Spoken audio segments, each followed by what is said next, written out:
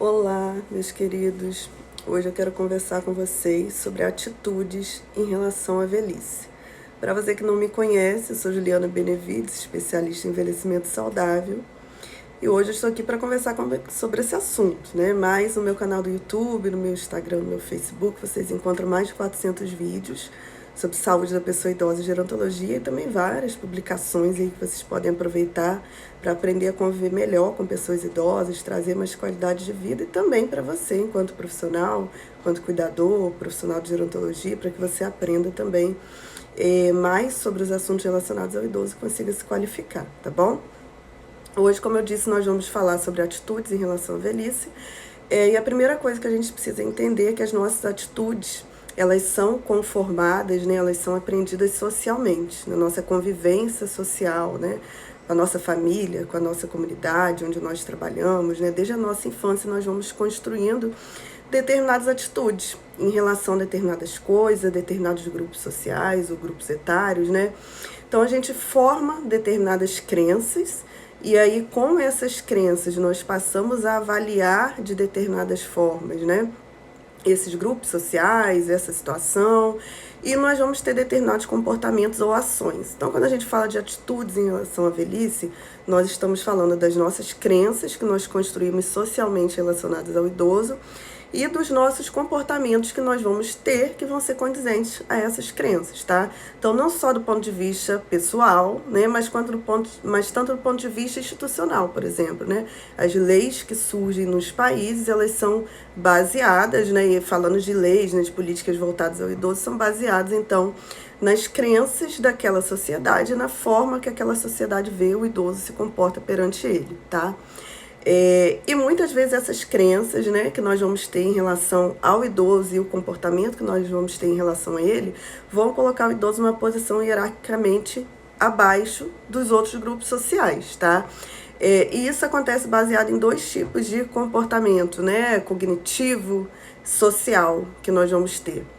O primeiro é a supergeneralização, tá?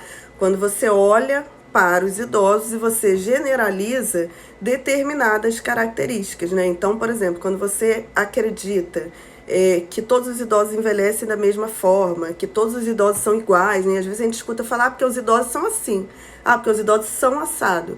Nós estamos generalizando algumas características para todo o grupo dos idosos, quando, na verdade, nós sabemos que cada um envelhece de uma forma, né? Existem diversos perfis de pessoas idosas. E esses perfis, né, vão depender tanto do ponto de vista das características psicológicas, emocionais, sociais, culturais do idoso e de saúde também, né, vão depender de várias coisas, vão depender das oportunidades que esse idoso teve ao longo da vida, oportunidades educacionais, acesso à educação, à alimentação, a um bom trabalho, né, ou seja, toda a trajetória de vida desse idoso vai trazer determinadas características para ele, além, é claro, né, das características pessoais, né, nós nascemos e nós formamos determinadas personalidades.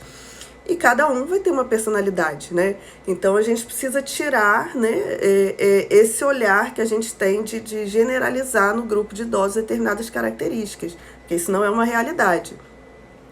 Outro processo que muitas vezes acontece é o processo de super simplificação, tá? Quando a gente pega uma característica, a gente realça essa característica naquele idoso e a gente passa a olhar para ele só a partir daquela característica. Por exemplo, né, quando alguém fala, o idoso é implicante, o idoso é dependente, o idoso é doente, ou até quando você fala assim, o idoso é muito sábio. Você foca só numa determinada característica e você olha para aquela pessoa daquele jeito, mas você não considera todas as outras características que esse idoso tem, né? Todas as outras formas, né, desse idoso ver a vida, enfim, características mesmo, né, que essa pessoa tem, a gente acaba fechando numa coisa só. Em geral, a gente fecha em algo muito negativo, uma característica muito negativa, ou a gente vai fechar de uma forma que a gente vai olhar para esse idoso como alguém dependente e a gente vai tentar super proteger esse idoso, seja por meio das políticas públicas, seja dentro, né, da nossa própria família. E, na verdade, a gente sabe que as pessoas têm características individuais. Então, isso também não é algo que deveria ser feito, mas é algo que a gente faz. Então, o que a gente percebe? Os mitos e preconceitos que a gente tem em relação ao idoso, isso vai basear, por exemplo, as nossas relações familiares, né? A forma que você lida com o idoso. Se você é um familiar que super protege, que não deixa o idoso levantar, né, para ir na geladeira, pegar um copo d'água, isso é uma forma de você ver também o processo de envelhecimento como um processo de dependência. Tá? É um preconceito em relação ao processo de envelhecimento. Quando você diz para o idoso, por exemplo, que ele não pode namorar, que ele não pode casar de novo, que o idoso não faz sexo, que o idoso tem que se vestir de determinada forma, é um olhar preconceituoso em relação à pessoa idosa. Então, a forma que a gente olha para o idoso define a relação que a gente tem com ele, e muitas vezes os conflitos familiares que acontecem por conta desse olhar que as famílias têm para o idoso, o olhar preconceituoso que às vezes a família nem sabe que tem. Isso também vai definir o olhar da nossa comunidade, da nossa sociedade, isso vai definir as nossas políticas públicas, né? Quais vão ser as características das nossas políticas públicas voltadas para o idoso, se vão ser políticas que vão levar o idoso a protagonizar a própria vida, né? A tomar as próprias decisões, a ser mais autônomo, a ser mais independente, ou se, por exemplo, vão ser políticas mais paternalistas, né? Que vão fazer com que esse idoso, ele cada vez mais ele perca a sua capacidade e as decisões desse idoso, né, sejam passadas aí, então, para o familiar, para o profissional de saúde, para os governantes, tá? Então, assim, quando você infantiliza o idoso, né, coitadinho, elezinho, ou quando você coloca características super protetoras, né, ou quando você discrimina, ou seja, quando você coloca no idoso, o idoso é bonzinho, é coitadinho, tadinho, o idoso é doente, ou o idoso precisa sempre de ajuda, o idoso é dependente, qualquer tipo de atitude dessa, são atitudes que vão levar muitas vezes a você tirar a autonomia do idoso, você tirar a independência do idoso, você passar o poder para a família, para os profissionais, para o governo.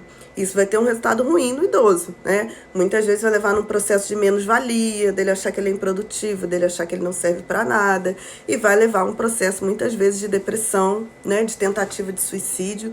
Então, isso é muito ruim para o idoso. A gente precisa rever as nossas formas de olhar o idoso. E existem estereótipos que a gente chama de negativos e compassivos. Todos eles são o que a gente poderia falar, todos são prejudiciais para o idoso, né? Então, quando a gente fala, por exemplo, de estereótipos negativos, quando você diz que o idoso, você supervaloriza a juventude e você olha para a velhice como algo ruim, você olha para o idoso realmente como improdutivo, você olha para o idoso como ônus, você olha para o idoso como aquele que depende fisicamente, cognitivamente de outras pessoas, né? Isso é um olhar negativo que vai discriminar o idoso, tá? Que vai colocar ele numa posição hierárquica abaixo dos outros grupos sociais. A mesma coisa acontece com estereótipos compassivos. Quando a gente olha para o idoso e a gente fala assim, ele é coitadinho, ele é bonzinho, ele precisa de ajuda, sabe? Aquele olhar assim de como se o idoso fosse uma criança, né? Como se o idoso fosse alguém, todos os idosos fossem dependentes ou precisassem da ajuda. E ainda quando a gente fala de dependência, a gente tem que entender que existem níveis de dependência, né? Às vezes não é porque o idoso precisa de ajuda fisicamente que ele também precisa que você tome as decisões dele, né? Que ele não tenha capacidade cognitiva. E às vezes até fisicamente ele precisa de você um pouquinho, mas não é o tanto que você acha que ele precisa. Então isso tudo a gente precisa estar avaliando também. E quando a gente faz isso, né, olhar para o idoso como coitadinho, infantilizando, né, super protegendo, a gente acaba fazendo com que a sociedade realmente olhe para o idoso como alguém que, ele é coitadinho, então vamos lá, super proteger o idoso, então ele está tirando as minhas oportunidades, né? As pessoas passam a olhar para o grupo de idosos como se realmente todos os idosos precisassem, né? E esquecem de olhar muitas vezes a trajetória de vida e as contribuições que esse idoso tem para dar. Porque a gente fecha em uma característica só e a gente esquece de olhar para aquele idoso enquanto pessoa que tem uma trajetória, que tem as suas contribuições para dar para a gente. Então a gente precisa rever tudo isso, a gente precisa rever o nosso olhar sobre o idoso, né? E sobre o processo de envelhecimento. Finalizando esse vídeo, que na verdade seria um vídeo para ser gravado, mas eu acabei abrindo uma live porque eu acho mais prático, né? Já fica salvo aqui no Instagram. Eu quero dizer para você que assistiu esse vídeo, que gostou, que quer aprender mais sobre o processo de envelhecimento, que quer aprender sobre gerontologia, se inscreva no meu curso, participe, tá? Você vai aprender quais são as características aí que o cuidador deve ter, que o profissional de gerontologia deve ter, como melhorar a qualidade de vida de idoso, né? Como perceber sinais de depressão, como montar junto com o idoso projetos de aposentadoria, né? Tantas outras questões desse curso. Mas eu peço mesmo é que você assista esse vídeo, tá? Você deixe seus comentários, diga se você gostou, e eu vou continuar trazendo outros vídeos aí falando sobre alguns conceitos da gerontologia de uma forma mais simples, né? Mas de uma forma que a gente consiga começar a refletir sobre esse processo de envelhecimento, tá bom? Um forte abraço, então, e a gente se encontra no próximo vídeo. Tchau, tchau!